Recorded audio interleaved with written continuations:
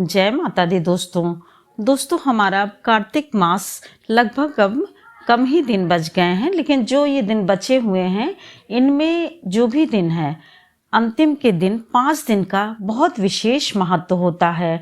और सबसे बड़ी बात है कि नौमी के बाद फिर एकादशी कार्तिक मास शुक्ल पक्ष एकादशी, इसे ही देव उठनी एकादशी भी कहते हैं और प्रबोधिनी एकादशी भी कहते हैं।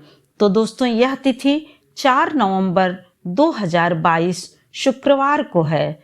इसी दिन भगवान विष्णु श्री हरि अपनी योग निद्रा से यानी 4 महीने के लिए जो सोए रहते हैं उससे वह जागते हैं, अर्थात उठ जाते हैं, जागृत अवस्था में योग निद्रा से बाहर आते हैं। दोस्तों इस दिन जो भी विष्णु भगवान के साथ तुलसी जी की पूजा सबसे पहले करता है, विष्णु भगवान उससे बहुत ही प्रसन्न होते हैं और उसे हर तरह का वरदान देते हैं, हर तरह की मनोकामना पूर्ण करते हैं। इसीलिए एकादशी के दिन ही तुलसी माता और शालिग्राम की शादी की जाती है, जिससे कि दोनों को यह वरदान मिल सके। तो दोस्तों एकादशी तिथि 3 नवंबर को अर्थात बृहस्पतिवार को शाम 7:30 से लग जा रही है।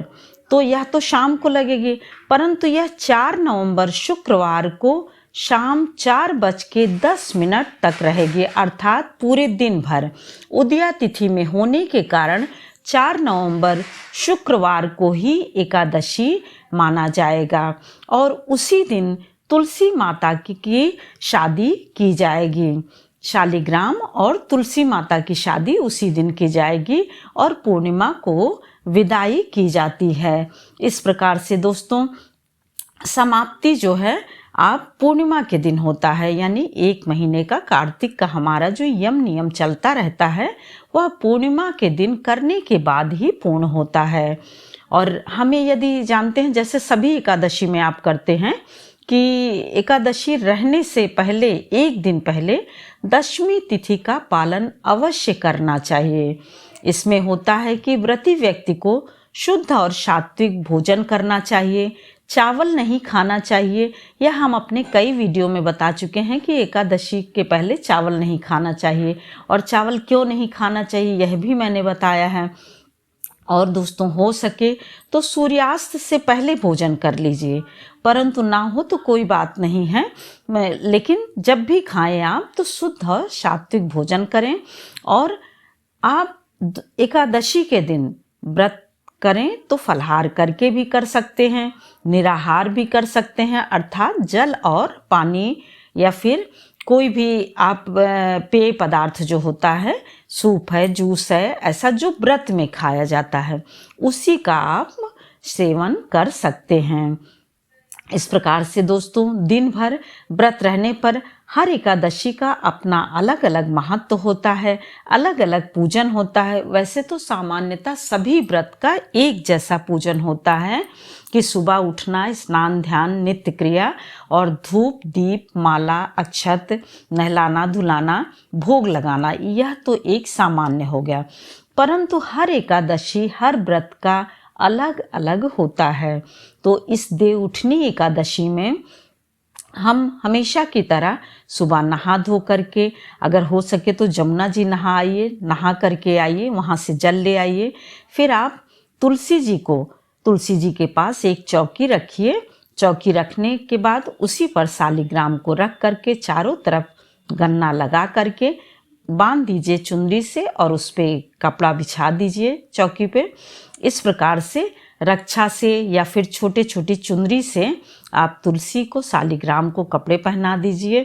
फिर भोग लगाने के लिए सभी सामग्री जैसे आप अन्य दिनों में करते हैं शादी या विवाह में, तो वो सारी चीज़ें जो भी रहें आपका, उन सबको रख करके भोग लगाइए और माता जी को सिंदूर लगाइए। चूँकि पंडित को बुला करके यदि विवाह करवाते हैं तो वह तो अति उत्तम है, नहीं तो फिर अपने से हल्दी का एप्पल लगाइए, सिंदूर लगाइए और भोग लगाइए, मीठा चढ़ाइए। और जितने भी हो सके आप जो भी आपके पास फल हो, ऋतु फल, वह चढ़ाइए। इस प्रकार से आप दोनों लोगों को एक धागे से गांठ बांध करके शादी करवाई जाती है। तो दोस्तों इस दिन जो है विष्णु भगवान की, यदि मान लीजिए कि जैसे होता नहीं कि बहुत लोग फोटो रख के भी करते हैं, तो फोटो भी रख सकते हैं। शालिग्राम है तो शालिग्राम बगल में रख दीजिए, वहाँ से कोई भी रक्षा, कोई भी कपड़ा तुलसी जी से लेकर के शालिग्राम तक रख दीजिए। तो इस प्रकार से आप फोटो में भी कर सकते हैं और शालिग्राम में भी कर सकते हैं। और विष्णु भगवान और लक्ष्मी जी की पूजा के साथ साथ कृष्ण भगवान की भी पूजा करनी चाहिए।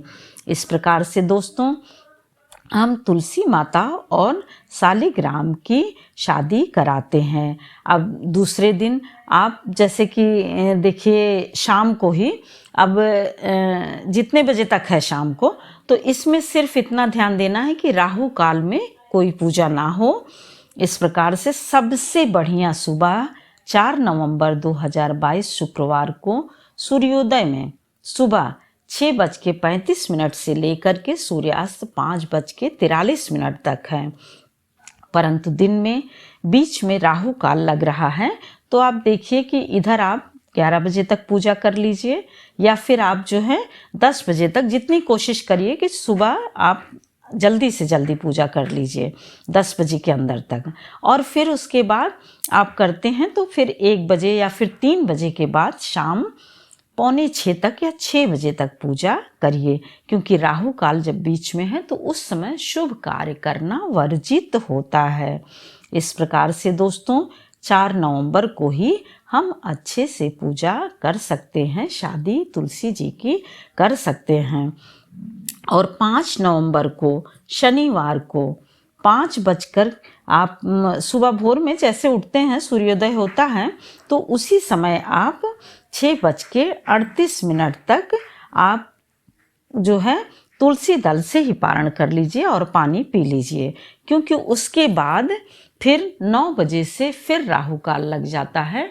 तो इसीलिए कहा जाता है कि द्वादशी तिथि को लेकर के जो एकादशी रहती है वह बहुत ही शुभदायी, फलदायी और शुभ संकेत देने वाली मानी जाती है।